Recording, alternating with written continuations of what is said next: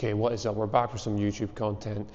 We don't have much time today. We've got a 45-minute workout. We're going to do a lower body workout, some plyometrics, a little bit of jumps, horizontal jumps. We're going to do broad jumps today. We're going to do some single leg Zercher, Bulgarian split squats, maybe some Nordics if we have time, and then some accessory work, just working on the hips, groins, and some calf raises. So we're just going to get right into it. So we're going to do some plyometrics today. We're going to do lateral ones, is what we're going to focus on. So we're going to start with nice, light, easy ones, just jumping over a band, 30 reps. And then we're going to do some forward and backwards one too. Then we're going to gradually increase the intensity. This will only take like about 10 minutes. Just get the ankles nice and warm, get some plyometric work in before we go into the jumps and the strength work. So just nice and light, back and forth over the band. We're going to do this for 30 reps. Don't have to be going super fast either. We're just trying to get nice light ones, just get warmed up.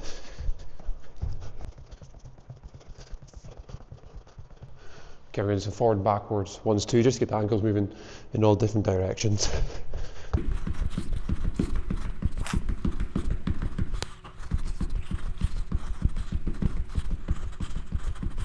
These are great, they just get you nice and warmed up. That's why I quite like extensive plyos, just nice light ones. Just get the ankles warm up, get the body warmed up instead of doing like a proper like dynamic warm up. You don't really need to do that. You can just do plyometrics. So you're getting some work in, you're strengthening your tendons, you're strengthening your ankles, and you're getting warmed up at the same time. So if you're doing some mindless, like crap mobility work that isn't actually doing anything for you, or just running on a treadmill, which again, you're just warming up the body. At least with this, you're getting some adaptations as well alongside it, rather than just a warm up. You're also getting other things with it too. That's why I like doing them.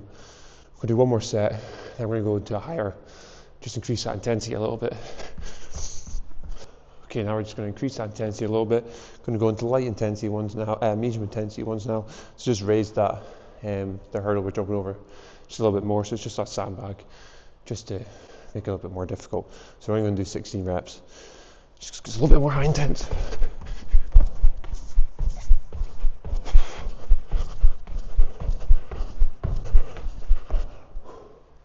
Still going to be nice and quick off the floor. We're still going to be nice, be able to redirect that force nice and quickly over the hurdle. Okay, move on to the more high intense ones now. It's going to just raise that hurdle a little bit more. This is a little bit way harder. So we might not be able to do it nice and quickly. You might need to take a little step in between, just because it's so much harder, head higher. But yeah, give it a go.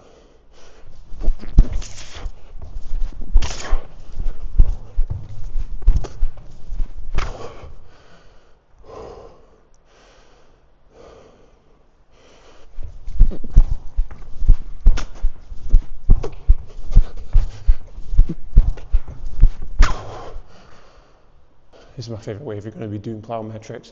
Start with nice light ones, just get the ankles warmed up, get the whole body warmed up. Then go into like some medium intense ones. So again, just gradually increasing that intensity.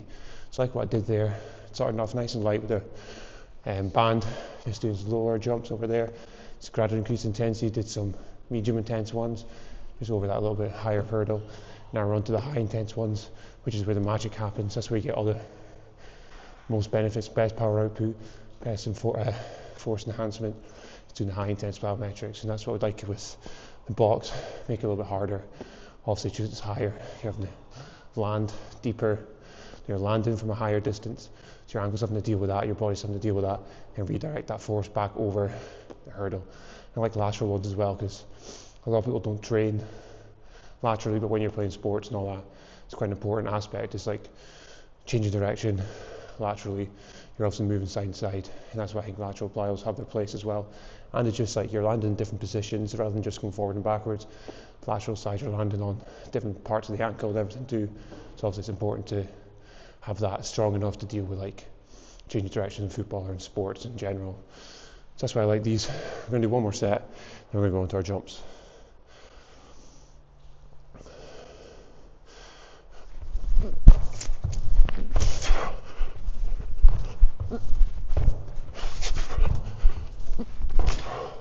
It only took me like 10 minutes. That's all you need with plyos. That's why I like them so much. You don't need to do too much of them to get a really good benefit out of them. It took me 10 minutes. I'm nice and warm now. Got a good stimulus in. And now we can move on to our jump work and our strength work. Okay, so now we're on to our jump exercise for the day. So we always do like a plyometrics and then some jumps, because I think they have different stimuluses. Plyometrics are more for that rebound effect, working on the stretch shortening cycle. Sometimes the jumps I do are more for power. I just think they're categorized a little bit different in my way I program. So we're going to do some jumps now. It's going to be broad jumps, so horizontal jump. We did vertical jumps on Monday, so I always like to do like at least one horizontal jump variation and then one more vertical jump variation. So today it's going to be broad jumps. On Monday it was running vertical jumps over a hurdle.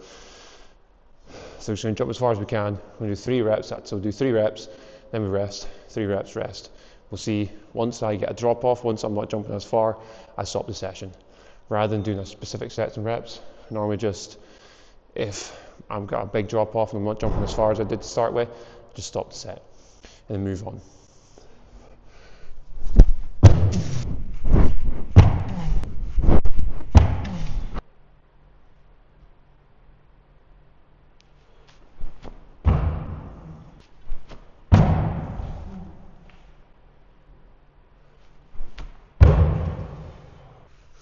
Not had the best luck with these broad jumps recently. I think it's because we had a really good session on Monday with our vertical jumps. But I think that was because it was running vertical jumps, a little bit different. Because when you're doing broad jumps like this, or like standing vertical jumps, you're basically just using your strength and power realistically. So like power lifters and people who are quite really strong, probably good at these movements, because a lot of time it is just how strong you are is how far you can jump. Well, not all the time, but because you also need that rate of force development, so you need to be nice and quick with it too. But a lot of time, if you're really, really strong, you're going to be able to jump far, you're going to be able to jump high from a standing position. But when it's a little bit different, when you're doing like a running jump, you need a little bit more of that elastic qualities, a little bit more of that athleticism kind of stuff. I think that's where I'm a little bit better, rather than just the standing jumps. I'm not as strong as I want to be, so that's one of my main goals this year, is to get a little bit stronger, get a little bit better at like being nice and quick from a standing position. Because when you look at accelerations, because I play football, like you're accelerating a lot, so it's quite important to be able to be quick off the mark. And I think exercise like the broad jump and just getting your max weight, like squats, deadlifts, stronger, it's going to give you more opportunity to be quicker off the mark. Obviously you need to work on that stuff too by doing acceleration sprints, by doing sprints, by doing broad jumps, but generally getting stronger is going to help with that. So that's like something I want to work on a lot. So a lot more strength work, a lot more bilateral kind of strength work, just getting nice and heavy and strong. But yeah, so far this wasn't very good, but I'm going to do more sets. Maybe I just need a little bit warm up into it.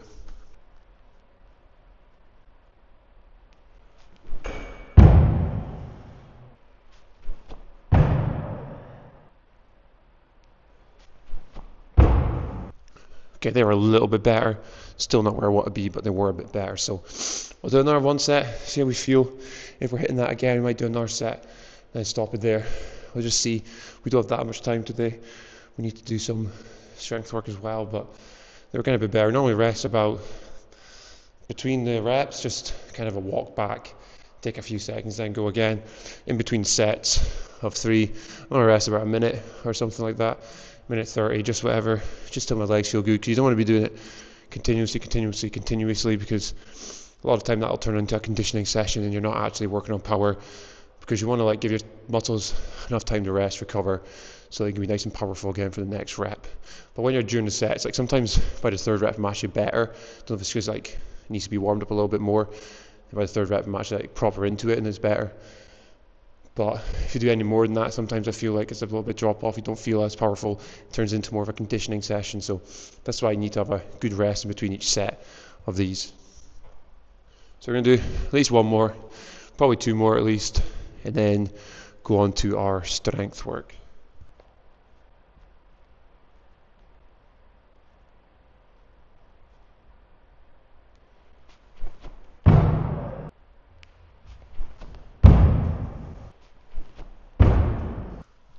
Okay, they're similar kind of distance as the last set, so that's where we're at today.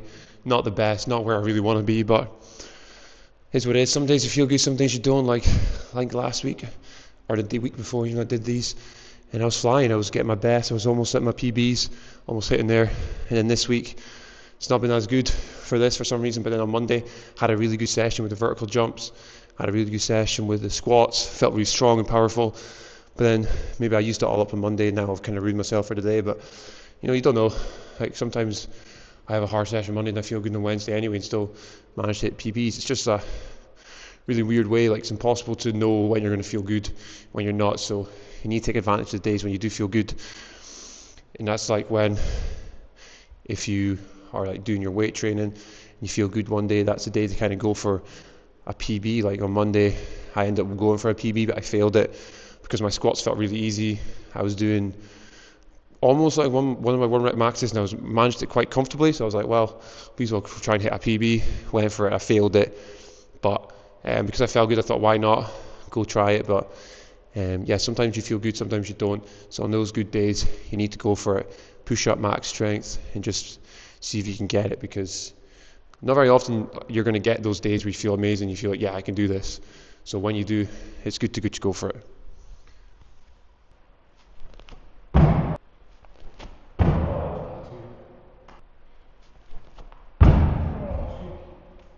That last one, those two before that were absolute crap, but that last one I had to jump my furthest today. I know I fell over, but I still managed to jump that far. I'm not doing it for the test to be absolute perfect, because if you were testing yourself in a proper professional place, I wouldn't count because I fell over, but I'm not doing it for that. I'm doing it to see how powerful I am, and I managed to get my furthest today on that last one. So take that. If we're going to finish there, move on to our strength work. Okay, we're on to our strength work.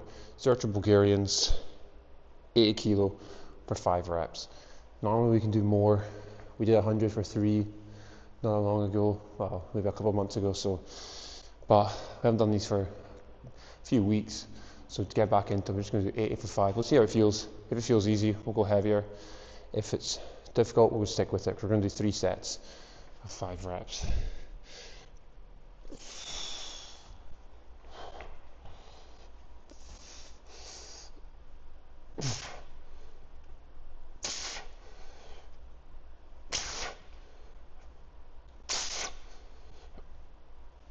I'm going to stick with that and do 3 sets of that. Zercher variations, a lot of people struggle to get used to having it in your elbows, but essentially it's just like having a bar on your back. Sometimes people have the bar on their back and it gets sore, but the more you do it, the more you'll get used to it. The same with this. Once you do it a few times, you get used to the weight. Like when I first started doing Zerchers, I used to kill my elbows. There was no way I could even hold 80 by doing it, but the more you do it, the more you get used to it. It's actually a really easy way to load an exercise, because you're just holding it here, and it's got less compression on your back. Like when I had a really bad back injury, all I did was Zercher single leg stuff because none of the pressure was on my back. We're going to do back squats. Obviously they're not a bad exercise, but they do compress your back a lot. So having it out in the front of the body, you get a better angle of your back. It's not hurting yourself. You're not compressing it as much. You're not hurting yourself as much. So that's why I like these Zercher variations. Okay, same again, 5 reps. See how we get on.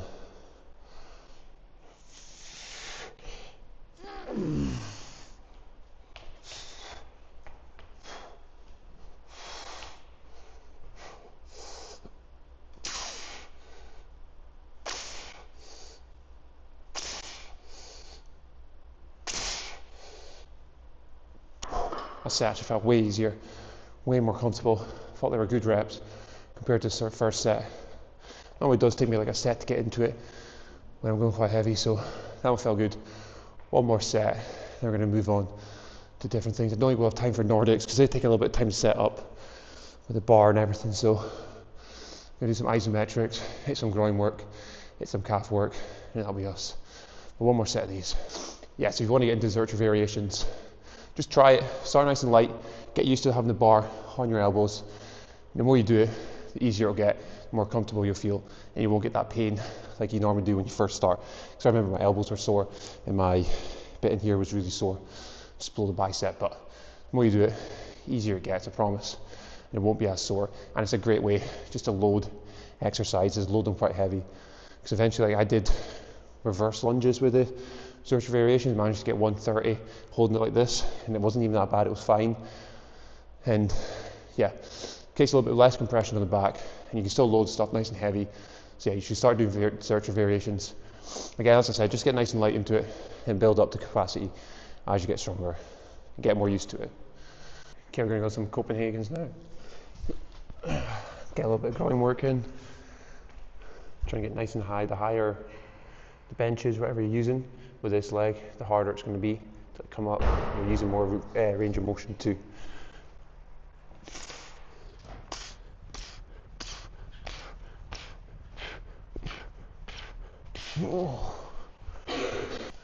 Been struggling with a lot of, had a lot of groin injuries, not injuries, but been feeling my groin for a while now, for a few months. It's never really got better, but it's not like an injury. It just feels like whenever I'm running or anything, I just feel it. So that's why I like to actually train it and get it stronger. Doing these Copenhagen's are great because you're managing to strengthen it at full length, like in a lengthened position, and you're managing to get it through the full range of motion, especially when you go higher with them, like with this one. The higher you are, probably the more range of motion you're going to get on the groin. Another great exercise for groin is obviously the adduction machine. Don't have one here at this gym, but if you have an adduction machine, it's a great way to strengthen the groin, stretching the adductors, because it's a very important muscle that's used a lot in like sprinting. It's used a lot when you're doing squats, because obviously when you're squatting, you're coming down. When you're coming back up, you're internally rotating. So you're like pushing your knees in, and a lot of people say it's bad for you, but it's not. It's just how your body works and how your body produces force. If you see a lot of people jumping in that, they're turning their knees in. It's a normal thing to do. And when you're doing heavy squats, the best power lifters in the world are always turning their knees in, so they can be more forceful, more powerful. So when you're doing that, you're activating your groins a lot. So it's obviously quite important to specifically isolate the groin muscle.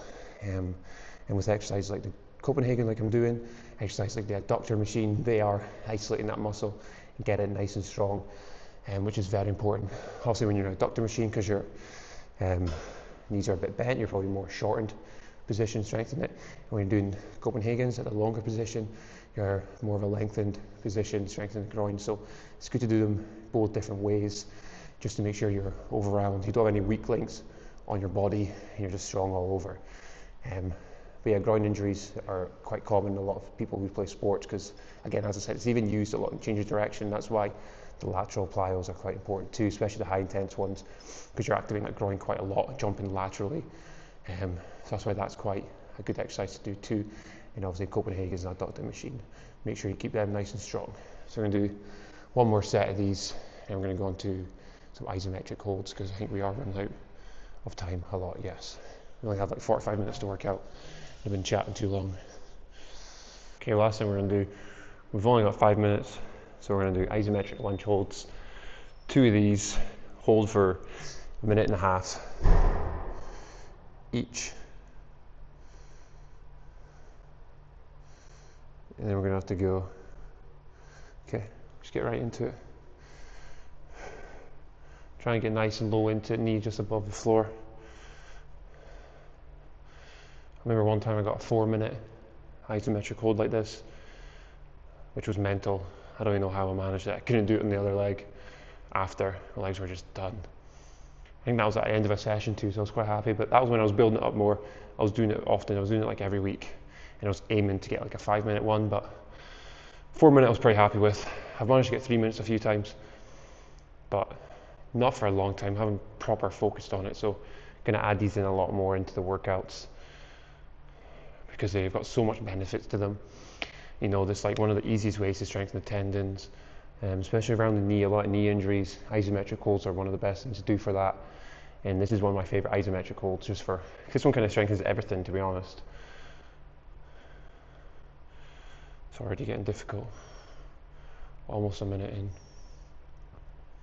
We're doing 90 seconds today, and we'll try and build it up, and end up, again, maybe to work up to a 4-minute one. We'll see. It takes a lot of mental strength, that more than anything, because just standing there, sitting in this position, you have to really, really focus if you want to manage to get 4 minutes. 10 more seconds.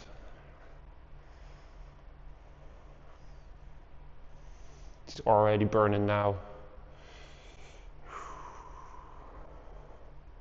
Cool. Okay, we're going to do the other leg too. Take a little rest. We'll take that time to say thanks for watching. That was another good session. I'm really happy to be back doing YouTube videos. Haven't done them for a couple of months now, especially these long form ones where I'm actually talking to the camera, taking you through a workout. I think it's got its benefits, you know, just lets people see how I train, how I want people to train, how I train my clients and everything. This is kind of the way, more athletic kind of based. Even if you're just a normal everyday person, I think these kind of stuff, jumps and plows, has humongous benefits for you. And obviously for sports performance, this kind of stuff helps a lot. And obviously the weight training is kind of normal. But yeah, thanks for watching again, and we'll see you next time.